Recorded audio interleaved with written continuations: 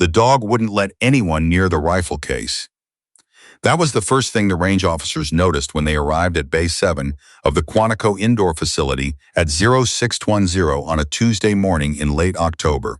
The Belgian Malinois sat directly on top of a hard-sided pelican case, spine straight, ears forward, eyes tracking every person who came through the door with the particular stillness of an animal that had been trained to understand the difference between someone approaching and someone approaching with intent.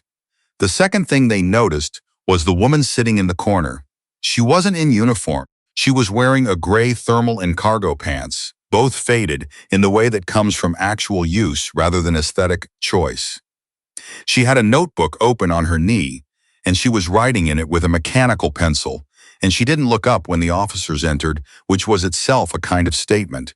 Her hair was pulled back without ceremony. She looked like she might be 30 or she might be 36. The kind of face that had stopped aging at some point because it had decided it had more important things to do. The dog watched the officers. The woman wrote in her notebook. "Ma'am," said the senior range officer, a staff sergeant named Aldcroft who had been running this facility for 9 years and had seen most things. "This bay is restricted to authorized personnel until 0800. The woman finished the sentence she was writing. Then she looked up. "Linden," she said. "Captain 3rd Special Forces Group, attached to MARSOC Evaluation Unit through end of quarter." She reached into her jacket pocket without standing up and produced a laminated credential, which she held out without crossing the distance between them, so he had to come to her to read it. "The dog is Pax. He's mine." Aldcroft read the credential twice. He handed it back. "Bay's yours until 0800, he said, which was not what he'd intended to say when he walked in, but the credential was legitimate, and something about the way she'd handed it to him made him feel that arguing would have been beside the point. He left. The 2 junior officers left with him. Pax watched them go, then turned back to face the door, settled his chin onto the pelican case, and closed his eyes. The woman, Linden, first name Sera, though almost no one called her that anymore, opened the case herself, assembled the rifle in the dark from memory, and began calculating wind coefficients for a range she wasn't going to be shooting at today. She did this the way other people did crossword puzzles, for the pleasure of the numbers. What the officers didn't know, and what most people at Quantico didn't know, was that Sera Linden had been reassigned here under circumstances that were, depending on who you asked, either a lateral move or a controlled exile. 8 months earlier, she had been in a forward operating position in northern Mali, embedded with a joint reconnaissance element, functioning as the unit's long-range precision asset. She had made a shot at 2,340 meters under conditions that her commanding officer, Colonel Faber, had described in the after-action review as outside the parameters of reasonable engagement. He meant it as a criticism. She had made the shot because the primary target, an insurgent cell leader who had acquired surface-to-air hardware that would have grounded medevac operations across a 3-province corridor, had positioned himself at that distance deliberately, believing it was outside the reach of anyone in the theater. He was wrong by exactly 2,340 meters. The shot had saved the medevac corridor. It had also exposed a parallel intelligence operation that Faber's unit hadn't been read into, which created what the official language called a deconfliction problem, and what Linden understood to mean that someone senior had been embarrassed. She was not reassigned because she had failed. She was reassigned because she had succeeded in a direction no one had planned for. Faber signed the transfer paperwork. He did not look at her when he did it. Pax had been with her for 4 years by then, assigned through the military working dog program, and then retained through a series of extensions that were technically administrative, but were practically just the Army acknowledging then that separating them would reduce operational effectiveness by a margin no one wanted to quantify out loud. He went where she went. This was not policy. It was just what happened. At Quantico, she was assigned to the evaluation unit, which assessed marksmanship and fieldcraft candidates for advanced selection. It was the kind of assignment given to people the institution wanted to keep available without knowing what to do with them. She assessed candidates. She wrote reports. She went to the range at 0600 and shot groups that the range staff took photos of without telling her, because they couldn't explain to themselves why they needed proof, but they did. And then, on a Wednesday in mid-November, a general's aide walked into the range officer's station and handed Aldcroft a name. The name was Cavendish. Brigadier General Marcus Cavendish had commanded the 75th Ranger Regiment for 2 years before moving into a joint planning role at the Pentagon. He was 61, twice decorated, and had a reputation for operational decisiveness that people who admired him called clarity, and people who'd been on the wrong side of his decisions called something else entirely. His wife had died 4 years ago. His daughter, Nora, was 24 and working as a structural engineer in Richmond. On the evening of November 14th, Nora Cavendish was driving back from a site inspection on I-95 when a vehicle running without lights crossed the median at highway speed and struck her car on the driver's side. The impact pushed her vehicle across 2 lanes and into a concrete barrier. She was extracted by first responders and transported to the trauma center at Inova Fairfax with a closed head injury, 4 broken ribs, a punctured lung, and a fracture of the left femur that the surgical team described as complex. She survived the first night. This was, according to the trauma attending, not a certainty that anyone had been willing to commit to before midnight. General Cavendish arrived at the hospital at 0230, wearing civilian clothes, with 2 aides and no security detail, which told the nursing staff something about his state of mind. He had been briefed in a car on the way from the Pentagon. He sat in the chair beside his daughter's ICU bed, and he did not speak to anyone for approximately 40 minutes, which the night nurse on shift, a composed woman named Whitaker who had been doing this for 16 years, recognized as grief at its most functional, a man who was used to processing information and taking action, temporarily without anything to process or any action that would help. Pax arrived at the hospital at 0415. This requires some explanation. Linden had not been called. She had not been alerted, notified, or in any formal sense informed that General Cavendish's daughter was at Inova Fairfax. What she had been told 2 weeks earlier, during a routine evaluation debrief, was something that Cavendish himself had said in a meeting she was not supposed to know about, in which he had described her Mali reassignment as a necessary correction to a pattern of unilateral action. She had been told this by someone who thought she would be angry. She filed it without visible reaction and went back to her range logs. But she had also, in the course of the Mali operation, worked for 6 weeks alongside a marine intelligence analyst named Dorsey, who had since moved into a position with access to Pentagon personnel movement data, and Dorsey owed her a debt that had nothing to do with professional courtesy and everything to do with the fact that she had pulled him out of a drainage ditch outside Gao with a dislocated shoulder and hadn't written it into any report. Dorsey sent her a text at 0340 that said only, Cavendish, Inova Fairfax, his daughter. That was enough. She understood several things simultaneously. She understood that Cavendish was the man who had signed off on her reassignment, or had at minimum endorsed it. She understood that his daughter was in a trauma center, and that he was there alone at 3 in the morning with aides who could handle logistics but not anything else. And she understood, this was the part that was harder to explain to anyone who hadn't spent years in the field, that there are moments when the ledger doesn't matter, when the calculation of who owes what to whom becomes not just irrelevant but actively wrong, a kind of smallness that she had never been willing to perform. She drove to Inova Fairfax. She brought Pax, because she always brought Pax. The ICU waiting area at 0415 on a Thursday morning has a specific quality of time that anyone who has spent a night in one knows immediately. Not quite stopped, not quite moving. Spend it in the particular way of a room full of people who are waiting to find out what kind of day they're going to have for the rest of their lives. Cavendish was not in the waiting area. He was in the room, which meant someone had made an exception to visiting protocols, which was itself information. Linden did not go to the room. She sat in the waiting area. Pax sat beside her. At 0520, Cavendish came out to speak to the attending physician and saw her.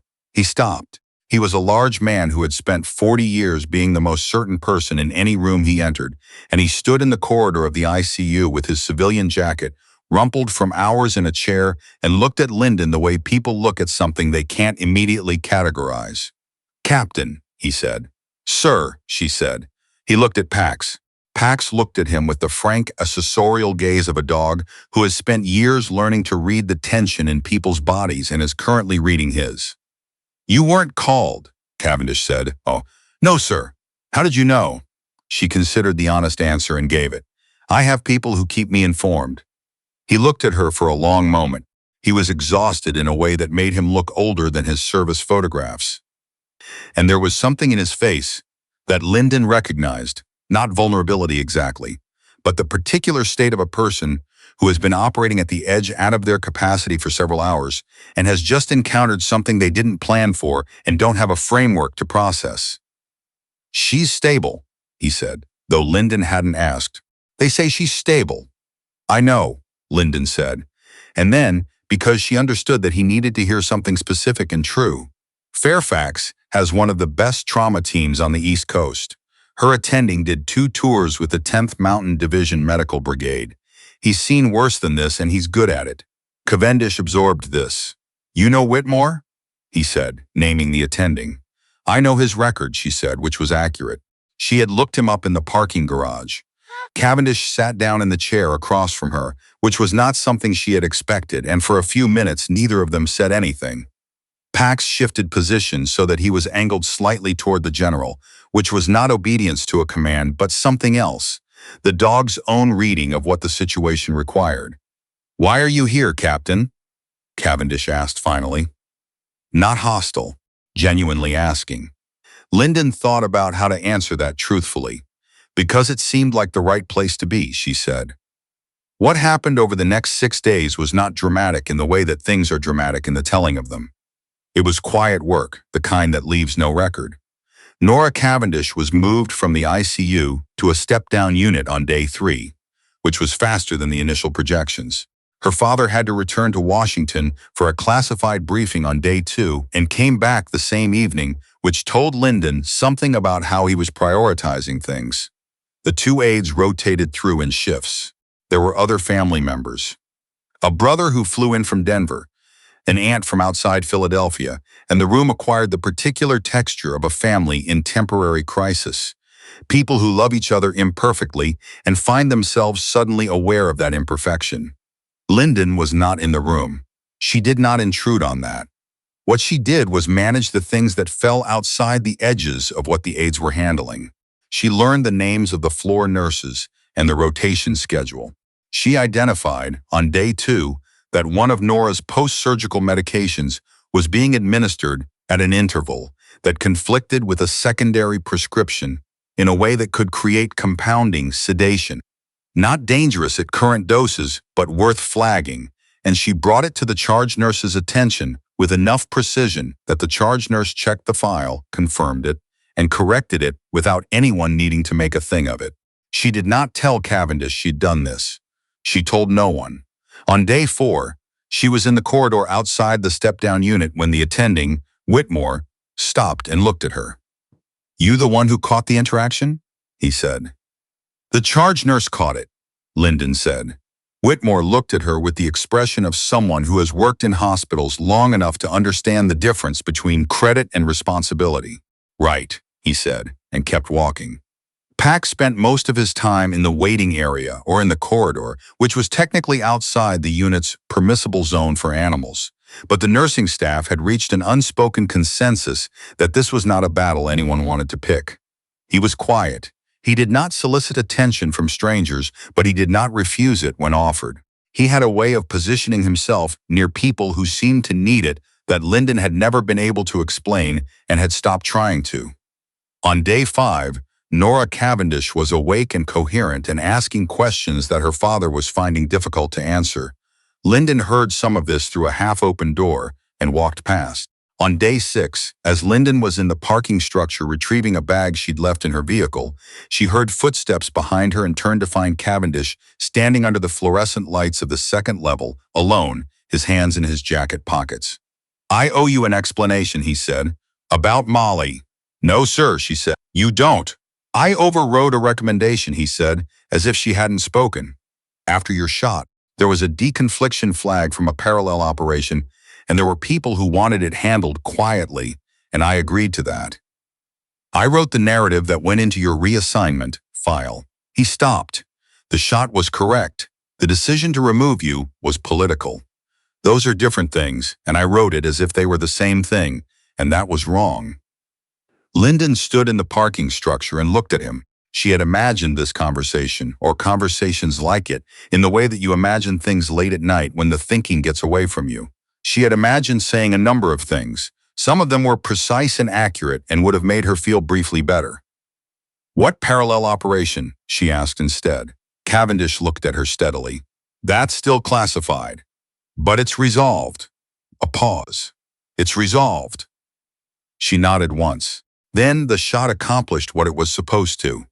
He was quiet for a moment. "You came here because of Nora," he said. "Not because of me." "I came because it was the right place to be," she said, which was what she'd told him the first night and was still the most accurate thing she knew how to say. "The recommendation goes in next week," he said, "for restoration of your operational billet. Full record correction. It'll look like the reassignment was administrative from the start." She didn't say anything. "I can't give you back 8 months," he said. "No, sir," she agreed. He held out his hand. She shook it. His grip was firm in the way of a man who had shaken 10,000 hands and still meant it. He walked back toward the elevator. She watched him go. Pax appeared at her side, having somehow materialized from the stairwell in the way he sometimes did, as if he had been waiting nearby at a distance calculated to give her privacy without actually leaving. She looked down at him. He looked up at her. She opened the passenger door of her vehicle and he jumped in, and she stood in the parking structure for a moment longer, listening to the low sound of the city outside, the compression of traffic and distance. 8 months. 23 field assessments filed. 1 medication interaction caught and corrected without her name attached to it. A general's acknowledgement in a parking structure in Northern Virginia, witnessed by no one except a Belgian Malinois who had already forgotten it in favor of watching a pigeon on the parking barrier across the lane. She got in the vehicle. She drove back to Quantico in the early morning light, and at 0610 she was at Bay 7 again, and she opened the Pelican case and assembled the rifle in the dark.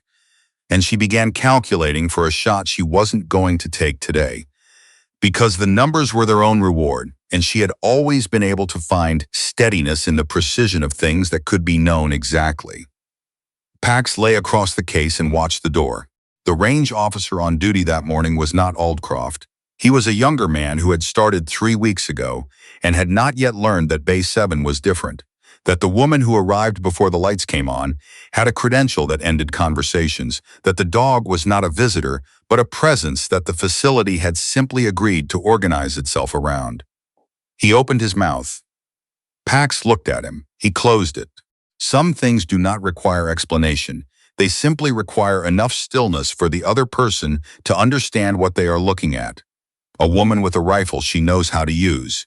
A dog who knows the difference between a threat and a question, and a record that has been corrected but will never fully account for what it cost. The young range officer went back to his station. The lights came on at 0630. Linden was already shooting.